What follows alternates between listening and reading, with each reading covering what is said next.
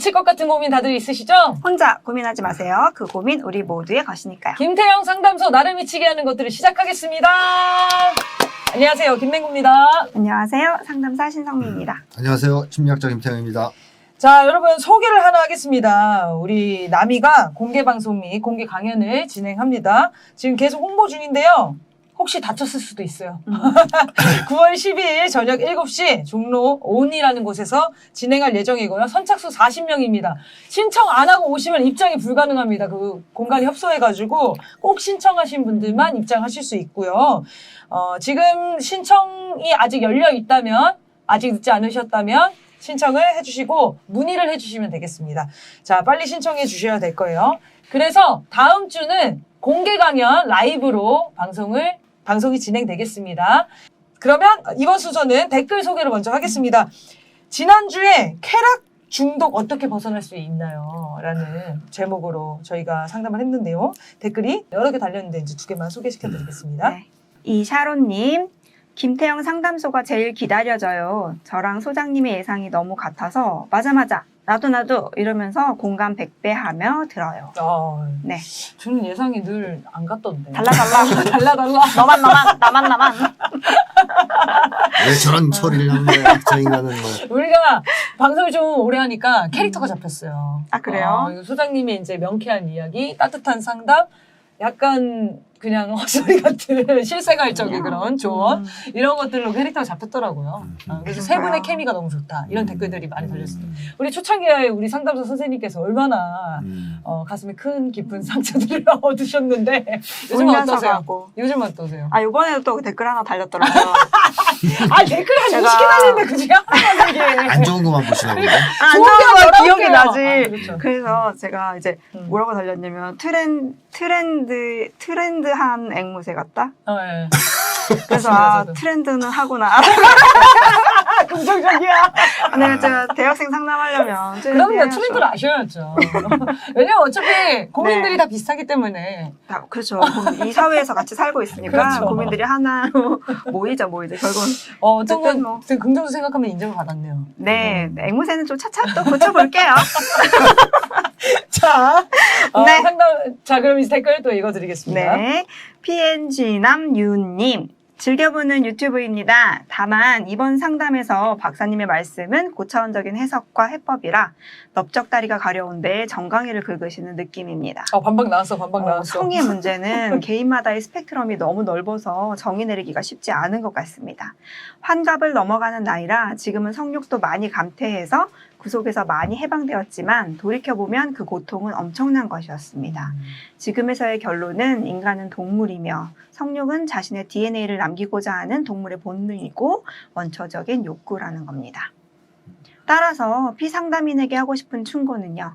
성욕은 자신이 건강하다는 증거이며 전혀 문제가 되지 않으니 심적 부담을 가질 필요가 전혀 없다라는 것입니다. 터놓고 얘기하기 어려운 문제이지만 젊은이에게 도움이 되기를 바라는 마음으로 이렇게 댓글 작성해 주셨어요. 저분이 생물학주의잖아요. 지난편에 진화심리학을 주시옵니다. 자신의 DNA를 남기고자 하는 동물의 본능. 우리 지난주에 저희가 지금 싸우는 심리학의 인간의 본성에 대한 편을 다루고 있는데 방송을 보시면 좋을 것 같고요. 아마 보셨을 것 같아요. 네. 짧게 한번 정리해서 설명해 주시죠. 이 얘기에 대해서. 성욕이 동물적 본능이라고 생각하는 사람들이 있어요. 네. 대부분 그렇게 생각하죠. 그건 종족 번식력이에요.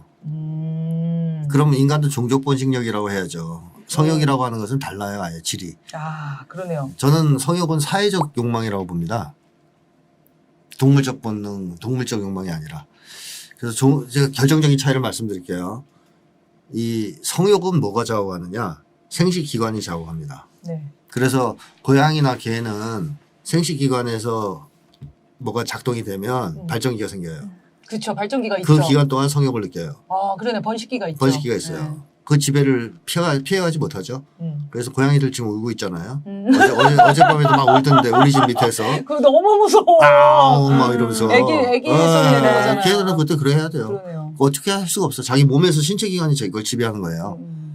그게 종족 번식력이거든요. 그래서 고양이나 개는 그걸 제거하면 사라져요. 네. 아예 안 느껴요. 그렇죠. 그럼 인간도 생식기관을 제거하면 사라질까요, 그게? 안 사라질 안 것 사라져요. 같아요. 네. 안 사라집니다. 화학 것에도 그래서 한계가 있어요. 아, 자, 사람은 몸의 신체 기관, 즉 생식 기관에 의해서 성욕이 생기는 게 아니에요. 그거가 무관하게 생겨요. 사회적 자극으로. 그렇기 때문에 프로이트는 그런 얘기를 했죠. 인간은 번식기가 없다. 아, 네. 1년 내내 번식기를 갖게 그렇죠. 됐다. 이렇게 얘기를 했어요. 그건 틀린 말입니다. 아 번식이 아니니까. 번식이 아니니까. 네. 그러니까 이게 종의 본능, 그러니까 종족 보존 욕구 때문에, 종족 번식용 때문에 성욕을 느낀다는 것은 있을 수 없는 얘기입니다. 그러네요. 그럼 뭐 지나가다가 나 종족을 번식해야 돼 그러면 성폭력을 가하고. 그게 정상화되는 그러니까 정상적인 사회가 되네요. 그렇게 하면 인정받고. 종족 번식력이 있는데 뭐 이렇게 어쩔 수 없지 않냐고 이렇게 그러니까요. 얘기할 수 있겠네요. 이제 그게 말이 안 되는 거죠. 근데 사람은 그런 거에서 자극받는 게 아니고 사회적 자극에 의해서 자극받아요. 게다가 그 사회적 자극을 문화가 상당 부분 기본적으로 정합니다. 네. 예를 들면 한국에서 성적 욕망을 불러일으키는 뭐 장면 또는 매력적인 어떤 사람 아프리카에서는 다를 수가 있어요. 아예. 그건 우리는 느끼지만 그 사람들은 안 느낄 수 있어요. 또 우리는 어린 아이를 보면은 성욕을 안 느껴요. 그렇죠. 근데 미친놈들은 느껴요. 네. 우리는 양말 같은 거 보고 성욕 안 느끼잖아요. 네. 근데 그걸 보면 느끼는 놈들도 있어요. 그게 다 종족 번식욕일까요? 사회적 욕망이에요. 그러니까 인간에게 있어서 성욕은 지배욕이라든가 뭐 이제 좋은 쪽으로 사용되면 또 사랑의 욕망하고 결합이 되죠. 그렇죠. 근데 나쁜 쪽으로 가면 지배욕이라든가 통제욕이라든가 과시욕이라든가 등등 병적인 욕망과 결합된 성적 어떤 기관이 있으니까 그런 것들이 결합돼서 작동을 같이 해요. 그러니까 독자적으로 생식기관이 작동하는 법은 없어요. 그러니까 사회적 욕망의 지배를 받는 것이죠. 학자들은 그런 얘기를 한단 말이에요. 동물들이 먹고자 하는 욕망이 있을 거 아니에요. 그거하고 사람들이 느끼는 식욕은 아예 다른 거다라고 얘기해요. 예를 들면 배가 엄청 고프신데 스테이크가 바닥에 떨어졌으면 주워 먹어요? 안 먹죠. 안 먹죠. 네. 식욕을 안 느껴요 거기에 대해서. 근데 동물은 먹어요. 그러네요. 와 달려가서. 그러네요. 우리 집 개 때때로 뭐 이렇게 던졌을 때 미안할 때가 있거든요. 이렇게. 이런 걸 줘도 되나? 너를 이게 뭐 이게 태도가 좀 불량하지 않을까 내가. 우리 개는 너무 좋아하더라고 그래도 막 던져줘도. 그렇죠. 그러니까 사람은 그 순간 식욕을 안 느껴요. 그럼 먹긴 먹어야 되잖아요 우리도. 안 죽지 않으려면. 근데 이것이 날 것으로 독자적으로 작동하느냐 위장이 비었다고 거기에서 영향을 받냐 그렇지 않다는 거죠. 먹는 행위 자체는 이미 사회적 성격을 띠고 있다는 거예요. 네. 그래서 두 개를 완전히 다른 거다라고 이제 학자들은 주장하는데 성욕도 똑같아요. 완전히 다른 겁니다 이게 차원이. 인간이 원래 태어날 때 뭐 수컷으로 태어났기 때문에 종족 번식력이 있고 씨 뿌리기가 목적이니까 그럴 수밖에 없다. 이런 건 제가 볼 때 완전히 개소리다. 네. 오늘날의 자본주의 사회는 인간의 성욕을 비정상적으로 자극하는 사회다. 저는 생각합니다. 왜냐하면 자본주의가 처음에 상품화 시켰던 건 노동력이에요. 초기 자본주의 때는 인간의 노동력만 상품화 시켰죠. 그래서 노동력을 팔고 임금을 받았습니다. 근데 시간이 흐르면서 점점 더 자본가들은 장사할 걸 찾아요. 그럼 인간의 몸 중에서 또 뭘 상품으로 만들었을까요? 바로 성이에요, 성. 성상품화가 시작되죠. 그것이 극대화된 게 오늘날의 신자유주의 자본주의고 그러다 보니까 오늘날에는 자본가들이 성산업이라는 걸 발전했단 말이죠. 그래서 네. 좀 매력산업이라도 하고 막 이러는데 와, 매력 매력산업이라고 해요? 그런 것도 불러요. 그런 것도 불러요. 학자들이. 진짜? 아, 엉망이구나. 그 장사가 되거든요. 네. 그렇게 해서 되겠죠. 계속 네. 자극하는 거예요. 성적인 걸. 네. 거기에다가 또 이게 자본주의 사회에서 뭐 그런 어떤 성적 욕망을 채우는 게 사회적 지위를 표현하기도 한단 말이에요. 네, 그렇죠.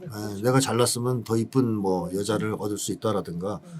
근데 거기에서 박탈감 느끼는 사람은 그런 여성을 정복하면서 그런 사회적 지위를 획득한 듯한 쾌감을 느낄 수도 있는 것이고 이런 식으로 작동을 하기 때문에 이것을 동물이 가지고 있는 종족 번식력으로 설명한다는 것은 있을 수 없는 얘기고 해결책도 절대 아닙니다. 네.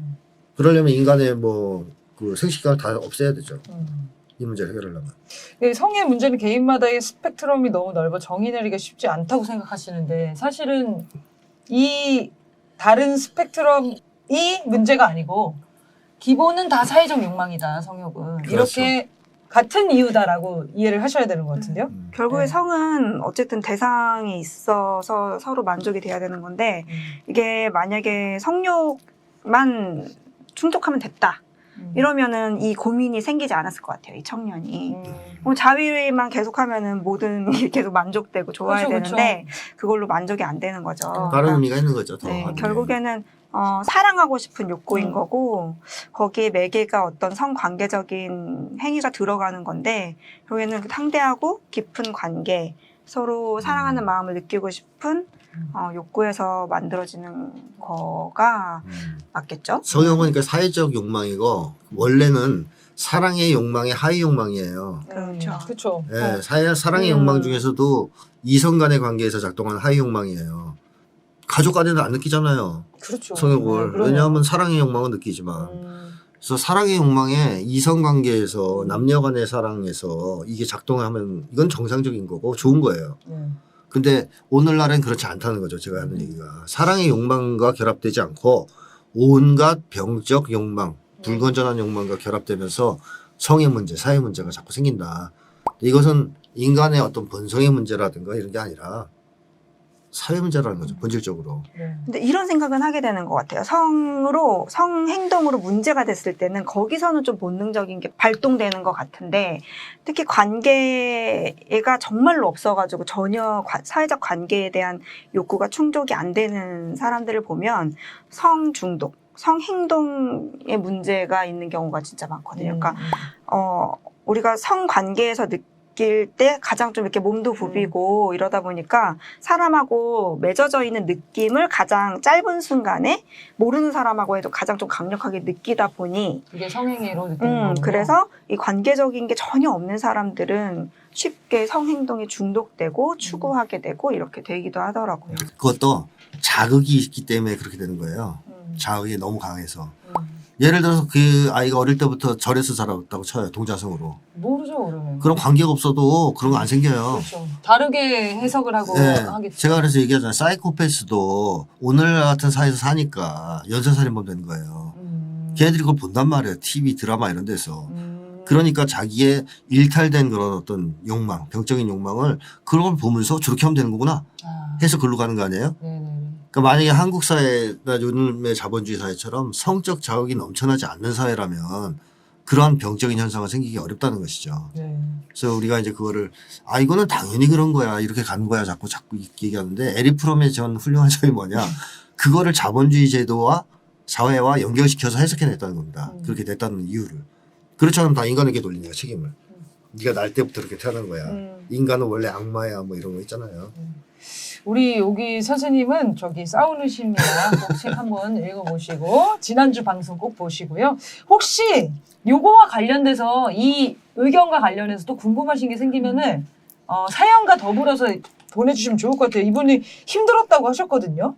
네, 이 성욕에 뭐 구속돼서 이제 해탈하셨다고 쓰셨는데 아까. 해탈하셨다는데 지금 이 관점이면 해탈하기 쉽지 않아 보이시는데요. 이제 안 돼요 나이가 들어서 이제 힘도 그런가요? 없고 물론 이제 늙어도 그런 사람이 있는데 네. 한번 고민이 되시는 게 있으면 다시 사연을 보내주십시오. 자, 그러면 오늘 본격적인 사연 읽어드리겠습니다. 저는 코로나 전까지 정치 무관심층이었습니다. 남들이 쉽게 이야기하듯 정치 정말 싫어 하면서 몰라도 될 자유라는 걸 누렸습니다. 죄송합니다. 그러면서도 투표는 꼬박꼬박 다 했습니다. 알지도 못하면서 그때그때 분위기에 휩쓸려 또는 남친 이야기 들으면서 그렇게 투표했습니다. 박근혜를 찍을 때는 각종 시끄러운 잡음 속에서도 난리를 치니까 기회 한번 준다는 생각으로 투표했고요. 세월호 참사가 안타깝긴 했지만 거기까지. 저는 박근혜 타도 촛불 집회에 참가한 적도 없고 탄핵 결정이 나는 것을 보고 그저 우와 놀라운 일이다 라고 생각했고요. 문재인을 찍을 때는 문재인이라는 사람을 잘 알지는 못하지만 분위기상 그래야 할 듯하여 찍었습니다. 국힘 쪽이 마음에 든 적은 없었지만 지금처럼 강하지는 않았었고요. 제가 그간 엄마로부터 들은 이야기를 말씀드리면요. 나서지 말아라. 정신 나간 대학생들이 공부는 안 하고 데모하는 거다. 김대중은 돈으로 노벨상 받았다. 민주당 것들 일당 주고 사람들 동원하는 거다. 전라도 사람들은 믿을 수 없다. 이재명 정말 무서운 사람이다. 아빠는 임기만 하고 내려오는 전두환은 훌륭한 거다. 용산 참사가 나기 전에 철거민들이 돈을 더 받으려 그런 거다. 이재명은 형수한테 사과해야 된다. 윤석열은 서울대잖아. 이런 얘기들 하셨고 고모는 또 이재명과 민주당이 함부로 하면 어떡하나 하셨고, 큰애 삼촌은 세월호 참사는 북한의 짓이다 라고 굳게 믿고 계시고, 작은 외삼촌 역시 윤석열 당선되고 나서 이제 다 잘 될 거야 라면서 눈물을 흘렸습니다. 아유, 대선 때 엄마 아빠를 설득하고자 거의 프레젠테이션을 했더니 엄마는 제 앞에서는 자유로운 표정으로 족발열차 정말 잘못된 일이야, 알겠어, 잘 생각해보겠다 하셨어요. 그러면서 엄마 아빠는 심상정 찍겠다고 하더라고요. 그런데 저한테 윤석열 찍은 것을 딱 들키자 나쁜 년, 그 카톡 메시지는 제가 캡처해 두었습니다. 나중에 알았는데 이모, 외삼촌들이 있는 가족 단톡방에 형수 욕설 파일을 올린 것이 우리 엄마였다네요. 사람들은 저에게 야, 노인들 설득 못해, 자식과 의견이 다른 부모님이 그런 거짓말 할 수도 있지, 야, 계란으로 파헤치냐, 그렇다고 부모님이랑 연락도 안 하고 지내냐? 라고 합니다. 하지만 저는 그렇게 생각하지 않습니다. 부모님이 어떻게 저런 인간들을 지지하나 싶어서 실망과 한탄이 큽니다. 그리고 엄마의 거짓말에 머리가 아픕니다. 생각하면 할수록 원망스럽습니다. 왜냐하면 딱히 믿음이 가지는 않더라도 어려서부터 부모님이 그렇게 속삭여 대는데 저라고 뭐 전라도 사람들을 향한 시선이 고왔겠습니까? 집회 시위하는 사람들을 이해하려 했겠습니까? 제가 외삼촌처럼 태극기 망언을 쏟아내지는 않았더라도 세월호 참사 때 공감하지 못했다고 생각 없이 뱉은 말 또는 행동이 어떤 사람들에게는 생각 없는 애라는 인상을 주었을 수도 있습니다. 누군가는 저와 거리를 두려고 했을 수도 있죠. 지금 아무리 봐도 일찍 사람들이 좋은 사람들인데, 네, 정신 차리고 보니까 제 주변이 다 이찍이고 이전 남친들도 다 이찍이었네요. 그런 제가 어떻게 바뀌었냐? 바로 코로나와 뉴스 공장이었습니다.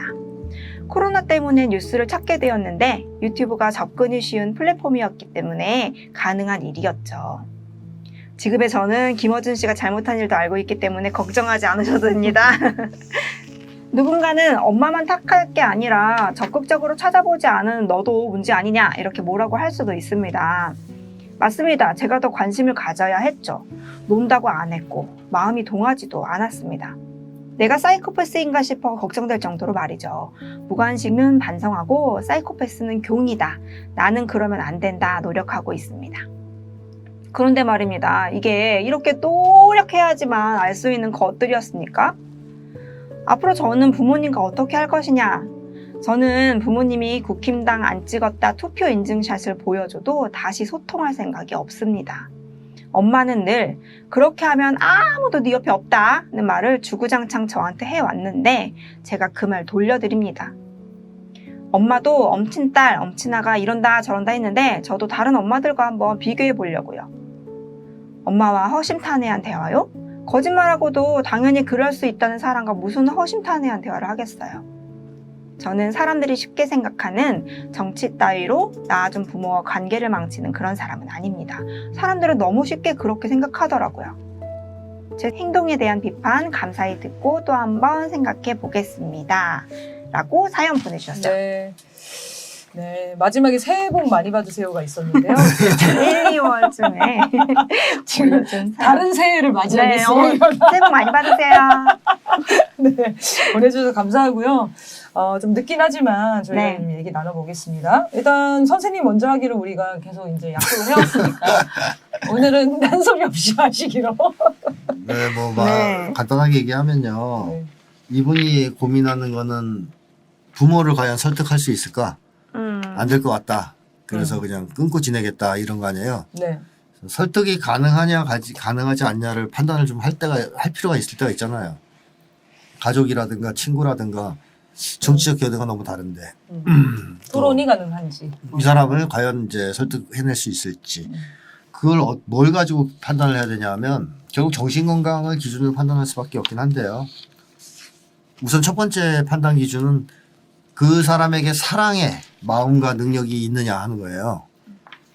그러니까 인간을 사랑하는 마음과 능력 혹은 뭐 최소한 주변에 가까운 사람이라도 가족이나 뭐 이제 친척이라든가 이웃이라든가 이런 사람을 사랑하는 마음과 그런 능력이 있다라고 하면 설득 가능하다고 봅니다. 그게 인간에게서 가장 기본이기 때문에 그러니까 인간성을 완전히 상실하지 않은 거라고 봐야 되기 때문에 가능하다고 보거든요. 그래서 부모님들이 어떤 분들이냐, 정말로 못돼 처먹어서 자기밖에 모르고 자식도 사랑하지 못하고 주변 사람들도 막 그렇고 그런 분들이냐, 아니면 그래도 자식은 좀 사랑하는 마음이 있느냐, 또는 뭐 주변 사람들을 사랑하는 마음이 있느냐, 이거 이제 한번 보셔야 될 것 같고, 두 번째 기준은 반성할 수 있는 능력이 있느냐거든요. 지금 사회를 보니까 좀 어려워 보이긴 하는데 그 반성 능력이 있는 사람들이 있어요. 그러니까 그것도 판단을 어떻게 되냐면, 매번 반성을 잘하는 사람보다는 진짜 중요한 사건이나 문제가 있을 때 반성하는 사람들 있죠. 그런 게 중요한 거예요. 평소에 주둥이로 이렇게 반성 많이 하는 사람도 있어요.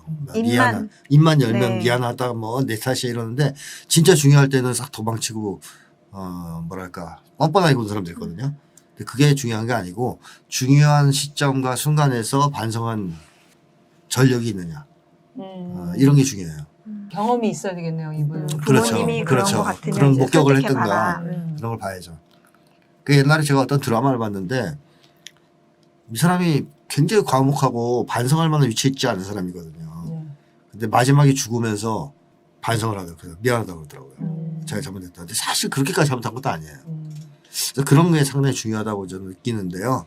부모님이 예를 들면 어떤 결정적인 시점에선 평소에는 그렇게 꼿꼿하시던 분들이 반성을 하고 진심으로 뭐 사과도 하고 이런 모습을 본 적이 있다. 그런 가능성이 있어요. 근데 살면서 그런 거 한 번도 본 적이 없다. 그러면 좀 어려워요. 심상정 찍겠다고 지금 반성하시는 척했지만 그거는 이제 거짓말이라는 거짓말을 거짓말이라는 게 이제 드러난 거고, 뭐 여러 가지 다른 걸 봐야 되겠죠. 예를 들면 뭐 학교에서 뭐 아이가 무슨 자기식이 뭘 당했을 때 대응을 잘 못했다든가, 그래서 상처 입었다든가, 근데 그런 거에 대해서 사과와 반성이 있었느냐, 뭐 이런 것들 예를 들면 그런 걸 통해서 확인을 해보셔야 된다. 그래서 그런 두 가지 기준점에서 하나라도 우리 좀 너그러워야 되니까 충족이 되는 사람이라면 설득이 불가능하지는 않다고 봅니다. 그 고리를 잘 찾아서 설명을 하면.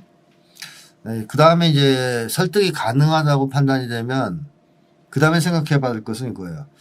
이 사람이 왜 이런 극우보수적인 왜 약간 빠졌을까? 파쇼적인 사고방식을 가지게 되었을까? 네. 그게 뭘까 하는 그 원인을 좀 파악을 해야 되거든요. 그거를 근데 전혀 예상도 못 하시는 것 같은 느낌인데요, 이 사연자분은? 부모님의 어떤 히스토리가 전혀 없죠. 내용이 우선. 그러니까 예를 들면 뭐 이분이 혹시 삼성가 사람이라든가, 그러면 제가 볼 때는 기득권층이 그렇게 되는 건 맞아요. 그 사람은 그렇게 해야 돼요. 왜냐하면 자기들의 계급적 이익을 지켜야 되니까. 강남에 산다든가 다 집안이 엄청 부자라서. 그러면 제가 볼 때는 포기하셔야 돼요. 쉽지 않죠. 왜냐하면 그분들은 되게 합리적으로 행동하는 거예요. 그렇죠. 자기 재산을 지키겠다는 거 아니에요? 기득권을. 아, 이거 쉽지 않습니다, 설득. 그거는 어려워 진짜. 물론 이제 그런 경우에도 되는 경우는 있는데, 설득으로는 잘 안 되더라고요. 잘 만만치 않아요. 그런 경우에도 뭐 예를 들면 부모님이 그런 강남에 살고 뭐 재벌가 사람이지만 인간성이 괜찮아서 네네네. 자식을 사랑하는 마음이 있다든가, 그래서 잘 키웠어 어릴 때 막 사랑도 주고, 그러면 그런 조건에서는 이분 같은 분이 나올 수도 있어요. 잘하면. 엥겔스도 부잣집 사람 아니에요. 자본가 계급 출신. 또 옛날에 우리나라 독립운동가나 사회주의자들 중에는 부잣집 출신, 지주 출신 많아요. 그러니까 이제 이게 불가능한 건 아닌데, 어쨌든 우리 집안 자체가 그런 계급적 입장에서 뭐 극우 파쇼적인 사고방식을 가지게 되었느냐 하는 것이 이제 하나의 판단 기준이 되어야 될 것이고, 그게 아니면 몇 가지가 이제 나오는 거죠. 아니면 욕망에 문제가 있어서 극우 파쇼적인 사고방식을 갖게 되었다. 두 번째는 감정의 문제로 극우 파쇼 사고방식을 갖게 됐다. 세 번째는 무지혜 때문에. 이 세 가지 정도 꼽을 수 있는데, 욕망은 이제 동기인데요. 어떻게 보면 핵심적으로. 제일 큰 욕망 중에 하나가 성공과 출세 욕망이에요. 한국 사회에서 성공하고 출세하려면 어떻게 해야 돼요? 권력에 기여해야 돼. 그렇죠. 윤석열한테 잘 보여야 잘 되잖아요. 보여야죠. 윤석열이 뭘 가지고 있어요? 어떤 이념을?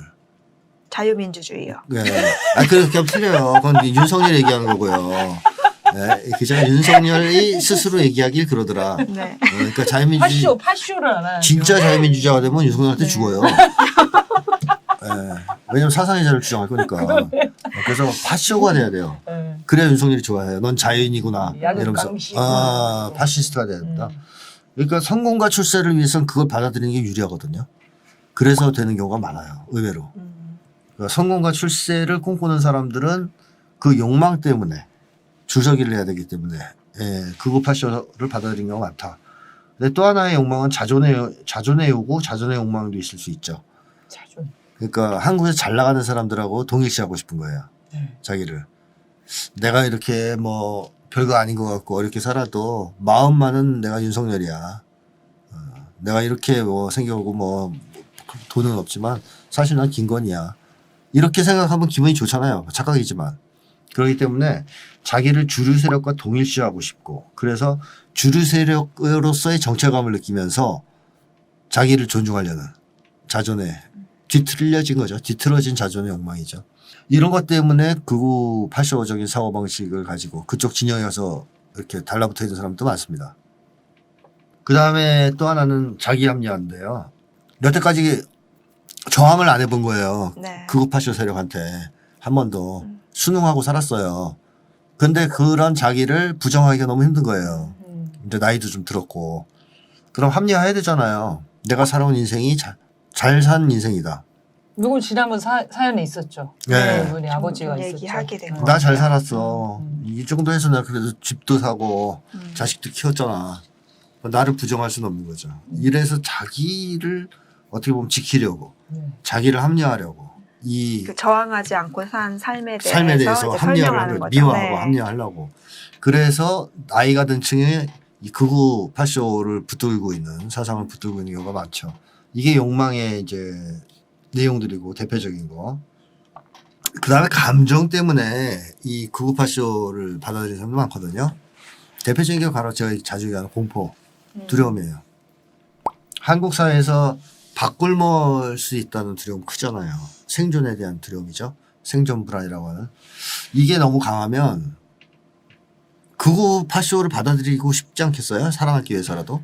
그렇죠. 예, 밥 먹는데 지장 있잖아요. 네. 취직이 안 되는데 자꾸 내가 이렇게 자유민주주의를 주장하거나 예? 아니면 윤석, 자유민주주의가 나오면 웃겨 죽겠네 진짜. 윤석열의 자유민주주의 가짜다 뭐 이런 얘기가 다니면 천공 출세는커녕 밥을 못 먹을 수도 있단 말이에요. 그렇기 때문에 그런 게 두려워. 너무 두려운 사람들. 그건 뭐 의식할 수도 있고 의식을 못할 수도 있습니다. 하여튼 너무 두려운 사람들은 자기도 모르게 극우 파쇼를 받아들일 수도 있죠. 또 하나가 이제 바로 색깔 공포예요. 윤석열이 지금 새 왼쪽 날개는 다 자르겠다는 거에 접어서. 나 왼쪽 날개는 되면 안 되는 거죠. 그죠. 무서우니까. 그러니까 우리 사람도 왼쪽 팔 다 자르는 거 아닌가 모르겠 좀 네. 있으면. 왼쪽 팔은 다 잘라라. 오른쪽 붙고 싶은 사람들이 생기겠죠. 왼손으로 밥 먹는 놈 다 잡아놔라. 이런 게 생길 수도 있잖아요. 하여튼 그런 사회가 돼가고 있는데 네. 지금 이게 한국 사회 70년 동안 계속 반복되면서 강도가 세졌다가 조금 약해졌다 하면서 계속 됐잖아요. 네. 사람들이 색깔 공포 엄청나거든요. 그것 때문에 극우 파쇼를 안전하죠. 극우 파쇼를 받아들이는 한 뭐 소위 이제 공산 전체주의 세력이라든가 반국가 세력이라든가 빨갱이라든가 뭐 종북이라든가 이런 거로 몰릴 가능성은 없지 않습니까? 그렇기 때문에 이런 공포나 두려움, 감정적으로 그게 너무 강한 사람들은 극우 보수주의자가 될 가능성이 매우 크다라는 거고요. 마지막은 무지예요. 몰라서 네. 잘못 이해하거나 거짓 정보를 들었거나. 자 그러면 복잡한데 그러면 이 유형들은 지금 모든 게 다 적용될 것 같아요. 고모 하나 가져가고 외삼촌 하나 가져가고. 그래서 쉽지 않아 보이는데요. 셋 다 가지고 있을 수도 있는데 네. 뭐가 기본이냐. 더 강력한 거. 강력한 게 뭐냐 기본. 그거를 잡아서 그 문제를 치고 들어가야 되는 거죠. 대응을 할 때는. 예를 들어서 욕망의 문제 때문에 이 사람이 이걸 붙든다 그러면 아무리 윤석열 나쁜 놈이다 민주당이 차라리 낫다 또는 뭐 이 세상은 바뀌는 게 맞다 이런 얘기 소용없어요. 그 사람은 그 욕망이 지금 중요하기 때문에. 그래서 차라리 그 욕망을 스스로 자각하고 있다는 거예요. 사람이. 그 욕망을 다루는 게 낫고 자각하지 못하면 그걸 인식시키는 게 낫고 네가 그것 때문에 그러는 거지 뭐라는 것을 스스로 느끼게끔 해줄 필요가 있다는 거죠. 그래서 그거를 차라리 꺼내놓고선 대화하는 게 설득 가능성이 있어요. 네. 그래서 그 사람이 아 그래 내가 몰랐는데 이런 욕망을 갖고 내가 그걸 했구나. 그러면 앞으로는 하지 말아야지. 할 수도 있는. 너무 건강한데. 너무 건강한 거죠. 이상적인 거죠. 절대 이상적입니다.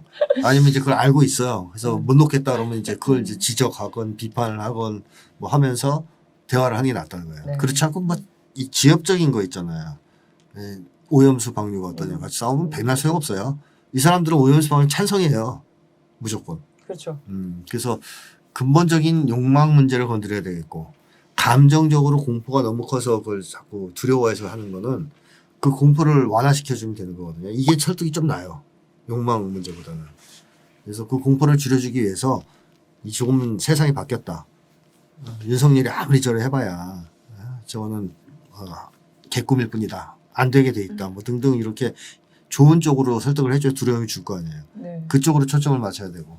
몰라서 그런다면 이제 맨날 카톡을 알리면 되죠. 자, 유튜브도 이 정보를 보시오. 음. 설득이 제일 쉬워요. 세 번째는 몰라서 그러는 거. 그러니까 사실 몰라서 그런다. 거짓 정보나 무지 때문에 그렇다. 그건 진짜 문제가 안 돼요. 설득하기 너무 쉽거든요. 네. 근데 대부분 보통은 그런 감정이나 욕망 문제. 네, 대부분 그런 문제가 아니라 지식의 문제가 아니기 때문에 문제가 되는 거죠. 네. 저는 이거 좀 이해가 안 됐거든요. 이분이 이제 본인도 박근혜도 뽑고 세월호도 안타깝긴 했지만 관심이 크진 않았고 집회도 나가본 적이 없고 비슷하게 사신 거잖아요. 사실 부모님이랑 그 살아온 정치적인 성향을 보면은. 근데 그게 이후에 알게 되면서 네. 어떻게 이럴 수가 있어 하면서 부모님한테 너무 화가 보여요. 이해하는 게 아니고 나도 몰랐는데 자기를 이제 그렇게 알게 만든 게 됐어. 싫은 거죠. 그러니까 그 감정이 막 느껴져가지고 그거는 어떻게 봐야 되나 싶더라고요. 제가 볼 땐 그거는 건강해요. 음. 이분이 그만큼 건강하다는 뜻이거든요. 나를 잘 키워주셨어. 뭐 윤석열 빼먹고 이런 건 아니잖아요. 나 화가 나는 거잖아요. 이렇게 그러니까 몰랐던 것 때문에 너무 지금 화가 났잖아요. 지금. 나를 왜 이렇게 키웠지? 뭐 이런 거에 대한 분노잖아요. 그러니까 되게 건강하신 분이에요. 네. 이분은 아마 제가 볼 땐 그래요. 병적인 욕망이 없었을 것이고 또 그렇다고 해서 아주 건강한 욕망이 있었던 것도 아닐 수 있지만 일단 병적인 욕망은 없었다. 치명적인. 네. 그리고 두려움도 그렇게 크지 않았다. 그러니까 주로 무지 때문에 부모님이 계속 이 설득을 통해서 그래서 저쪽 경향을 띄었던 건데 그걸 공장 보면서 뉴스 공장 보면서 깨진 거 아니에요. 그러니까요. 네, 그래서 이분은 그런 점에서는 제일 어떻게 보면 전환하기가 쉬웠던 쪽에 속하신 무지 쪽이네요. 무지 쪽에 가까운 분이라고 봐야 되겠죠. 근데 가족들도 그런지 아닌지는 봐야 되겠지만 아닐 가능성이 있어요. 지금 멘트를 보면 오랫동안 고착화됐기 때문에 그렇죠. 쉽진 않겠지만 그래서 아마 이제 이분은 가족들에 대해서는 화가 많이 나 있을 가능성이 있는데 막 그런 거랑 비슷한 거예요. 조조가 아버지가 진짜 좋은 사람인 줄 알았는데 실제로 조조가 아버지가 되게 사랑을 많이 줬거든요. 네. 어릴 때. 그래서 조조가 아버지를 좋아해요. 근데 밖에 나와서 보니까 나중에 보니까 이게 아버지가 환관의 자식에다가 환관은 아니고 환관의 양자에다가 매간매직으로 그 권력을 잡은 권세를 잡은 나쁜 놈인 거예요. 네. 사회적으로. 그래서 남들이 다 욕해요. 자기 아버지를. 조조가 충격받잖아요. 그래가지고 아버지를 막 혼내고 죽이지 못하고 청소년 그 소설에 나온 얘기입니다. 진짜 조조 얘기가 아니라 삼국지. 나쁜 짓 엄청 하거든요. 그거 나오죠. 막 그 신부 납치에다가 뭐 겁탈하고 뭐 그런 일탈 행동을 엄청나게 해요. 얘가. 충격받아서. 충격받아가 화가 나가지고. 나 망가질 거야. 뭐 그런 분위기였어요. 자, 근데 어쨌든 조조가 그렇게 된 것은 그래도 이 거짓의 세상에서 살긴 했지만 아버지의 사랑을 받긴 받은 거거든요. 네. 근데 저는 이분이 그런 건 있는 것 같단 말이에요. 병적으로 완전히 뒤틀리지 않았단 말이죠. 뭐 글을 보던 그 나중에라도 알게 됐을 때 빠져나왔던 걸 보나 그렇다면 부모님들이 그렇게 완전히 악마 같은 사람들은 아닐 거란 말이죠. 네. 그래서 최소한 조조의 아버지 정도 되지 않을까.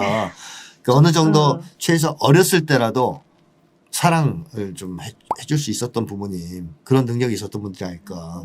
그래서 그렇기 때문에 벗어날 수 있었던 거 아니냐 이분이. 그런 생각은 드는데 그렇다고 해서 부모님을 설득할 수 있다 딱 이렇게 단정지어서 말할 수는 없지만 그래도 최악의 인간들은 아닐 수도 있긴 하다. 네. 그래서 좀 장기 과제로 놓고 분석을 하시면서 하나씩 시도를 해보는 것도 괜찮다. 뭐 이제 마음이 내키면 그게요. 저도 이제 이 사연자분은 어머니가 그 거짓말한 거에 굉장히 화가 많이 나긴 했는데요.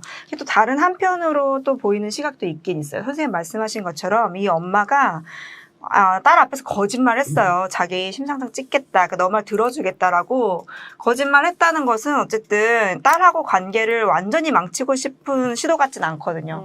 근데 그 거짓말에 실망한 것도 충분히 공감은 되지만 이제 어떻게 보면은 딸하고의 관계를 유지하고 싶은 엄마의 어떤 처세일 수도 있어서 이 딸을 완전히 배척하는 부모님 같지는 않아요. 근데 이 이야기가 바로 들으면 어떻게 들릴지 모르겠지만 상담을 만약에 길게 했다면 요 부분 좀 다뤘을 것 같긴 해요. 진짜 나쁜 엄마면 심상정 찍겠다는 얘기를 안 해요. 그렇죠. 그냥 화를 내면서 미쳤다고 하고 너도 그냥. 뭐 이재명 찍지 말고 윤석열 찍어 막 이러면서 막 그렇네요. 화를 내겠죠.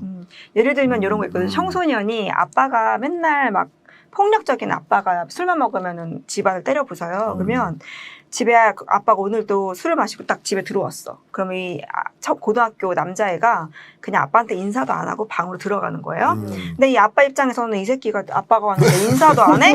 이렇게 하는데 한편으로는 얘는 피해요. 그 아빠를.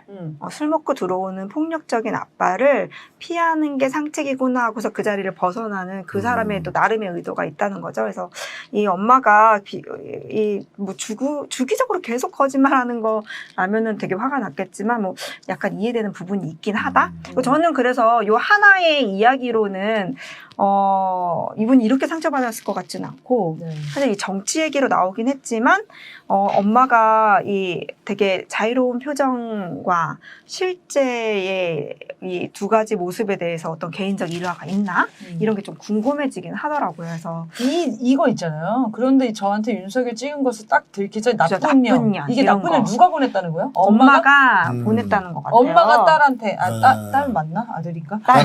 딸입니다. 딸한테 보냈겠죠. 근데 왜 나쁜 년? 그걸 이제 알아챘으니까 뭘로 그냥 넘어가 주지. 아. 저도 이제 그런 식으로 해석을 했어요. 네. 저는 중간에 이 사연자분도 부모에게 뭔가 한 게 있다. 그거 좀 궁금하긴 했어요. 그러니까 이게 그 사이에 약간 무슨 이렇게 일이 나올 일이 있었길래 나쁜 년이라는 아니니까. 얘기를 들었을까? 네, 하여튼 그래서 나쁜 년이라고까지 하실 이유가 뭐였을까 이런 네. 생각 궁금함은 들더라고요. 그리고 되게 상처를 받으신 것 같아요. 그쵸. 이 사건이. 네, 그래요. 맞아요. 그리고 이제 엄마의 거짓말에 머리가 아프다. 생각하면 할수록 원망스럽다. 이런 얘기를 하는 거 보니까.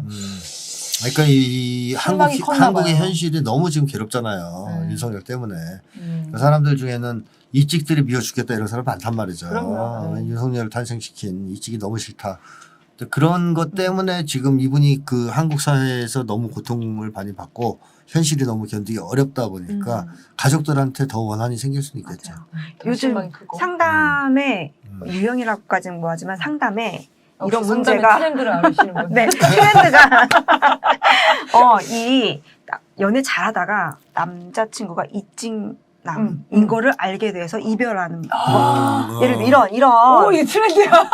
우리나라 사회 이런 비슷하네. 걸 되게 심각하게 그래요. 특히나 여성분들이 네네네. 그 이찍남에 대해서 알고 나서 너무 충격받아가지고 이 관계 정리하는 문제들이 종종 지금 많이 주변에 온다고 헤어진 애들도 하더라고요. 많아요. 네, 그리고 진짜로. 우리가 전에도 뭐 방송에 다뤘지만 딱 했는데 야 너 우리 편이었어 하면은 갑자기 친해지는 것처럼 그렇죠.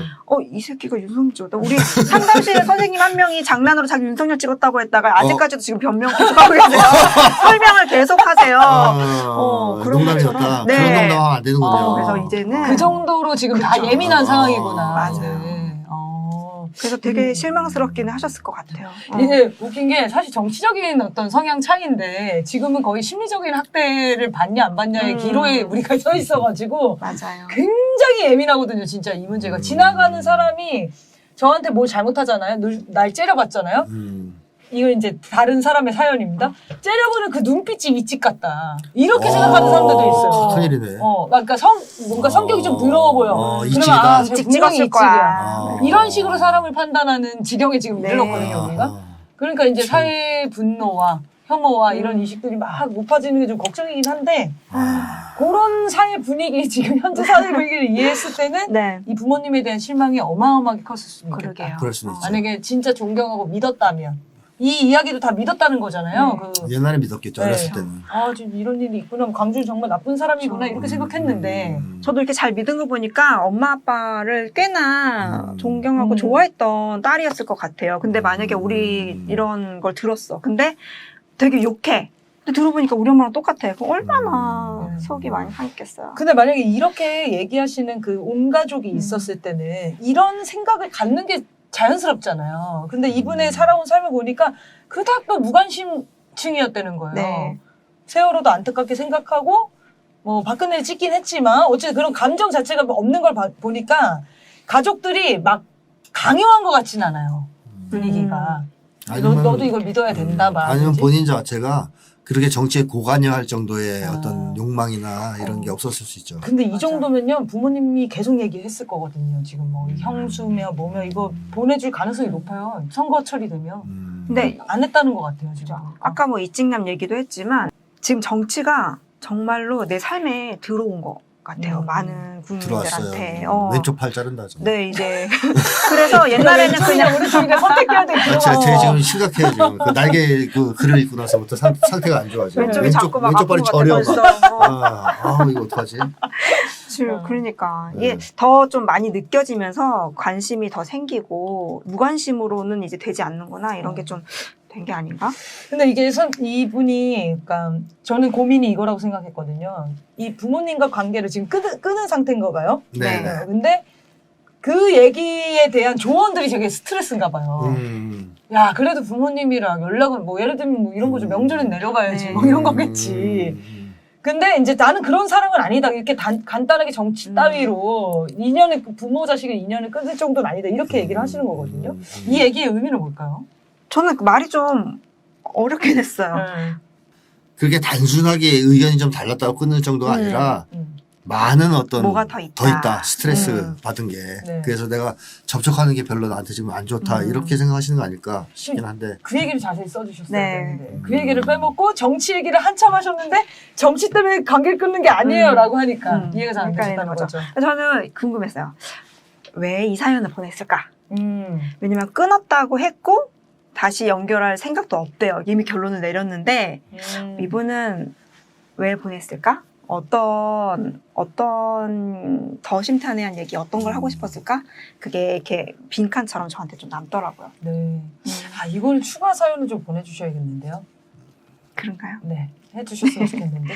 네. 왜 이 사연을 보냈는지랑 하나는 두 번째는 부모님과의 관계는 어땠었던 것 같냐. 아까 선생님이 싹 정리 한번 해주셨잖아요. 부모님이 어떤 이유로 됐는지를 한번 살펴봐라. 그런 거 한번 살펴보시고 추가로 지금 뭐랄까 불편해 보이세요, 마음이. 네, 속상해 그러니까. 보이고. 끊었지만 마음이 안 근데 이게 보인다. 새해 때 보낸 거잖아요. 네. 지금은 엄마 아빠가 같은 편 됐을 수도 있어. 유선 욕하고 있을 수도 있어요. 아닐 것 같아요. 아닌가? 윤석열이 당선되고 이제 다 잘 될 거라면 눈물을 흘린 작은 외삼촌이 있어요. 아니, 왜냐면 그때는 임기 초 아니에요. 맞아. 아, 그러냐, 인계초네요? 네. 그러니까 그다음에 아직 본격적으로 이 정도를 정체를 않을 드러내지 때. 않았잖아. 태워 그랬는데- 터진 다음이에요, 이게. 터진 다음에. 이태원 태워 생애 터진 초 다음 얘기는 올해 하죠. 초에 올해 초 지금 보니까. 그러면 어쨌든 오염수, 후쿠시마 오염수도 있고 뭐 하니까 어떨지는 몰라요. 그래요. 근데 변화한 과정도 요즘 좀 어떤지 들려주시면 좀 좋겠네요. 궁금하긴 하네요. 네. 아, 이게 늦게 하니까 또 이 맛이 있네요. 물론 힘드셨겠지만 저희가 빨리 다뤄드렸어야 되는데.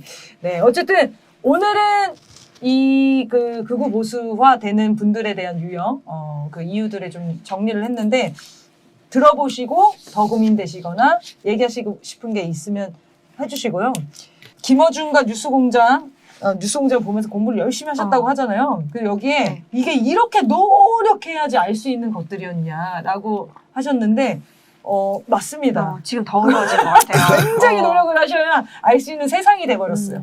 편하게 알려주는 세상이었으면 참 그러니까요. 좋았을 텐데 너무 이 극심한 가짜뉴스와 프레임 속에서 눈만 잠깐 감았다 뜨면은 놀아나요. 네. 저도 진짜 늘 조선일보를 보면 놀아나거든요. 조선일보 제목을 또 보면은 그랬나? 그럴 수 있는 건가? 이런 생각이 막 들 정도로 그래서 정말 두 눈 부릅뜨고 공부를 하거든요. 그래서 이게 억울해 하시지 마시고 지금 사회가 유독 더 노력을 좀 필요로 하게 하는 사회가 되었다.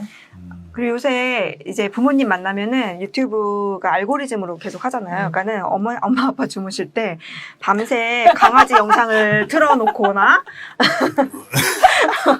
요즘 완전 실세가 유용하네요. 그렇게 이제 그게 목표래요. 이제 내려가갖고 만약에 이제 뭐 민주당 걸 틀어놓으면 엄마 아빠가 금방 눈치챈다. 자연스럽게. 강아지에 빠지게 하는 거죠. 그래서 강아지 영상을 밤새 돌리면 어머니가 보실 때 강아지 알고리즘으로 계속 보실 수 있으시니까 이렇게도 한다고 하더라고요. 오, 이거 정말 우리 다 너무 고생이 많네요, 진짜. 네. 이렇게 깨알 같이 다 작업을 해야 된다니. 네, 어쩔 수 없습니다. 지금 사회는 그런 사회인 것 같아요. 윤석열이 네. 한쪽 날개를 자르고 있는 사회이기 때문에. 네. 그래서 들어보시고 또 고민되는 게 있으면 보내주시면 고맙겠습니다. 자, 그러면 오늘 방송 이렇게 마무리하겠습니다. 앞에 안내해드린 것처럼 다음 주는 풍요중독사회라는 내용으로 공개 강연 라이브로 방송이 대체됩니다. 공개 강연도 신청 많이 해주시고요. 못 오시는 분들은 유튜브로 생방송 함께 시청하시면 되겠습니다. 여러분의 미칠 것 같은 사연과 고민들 아래 메일 주소로 보내주시면 고맙겠습니다. 편한 마음으로 사연 보내주시고요. 저희가 지금 사연이 많이 밀려있나요? 이제 1월까지 했으니까. 꾸준히 오고 있죠. 네, 꾸준히 오는데 그래도 더 계속 보내주세요. 참 신기하게 사연이 다양해요. 생각보다. 그리고 네. 왜냐면 사람 사는 내용들이 또 자기만의 또 그 사연들이 있다 보니까 그래서 이거 나만 하는 고민 아니야? 라고 생각하지 마시고 보내시면 분명히 공감하는 사람이 또 있다. 이렇게 생각하고 소소한 고민들도 좋으니까요. 보내주시기 바랍니다. 김태형 상담소 나를 미치게 하는 것들은 매주 목요일 7시에 업로드 됩니다. 다음 주에 강연회에서 뵙겠습니다. 감사합니다.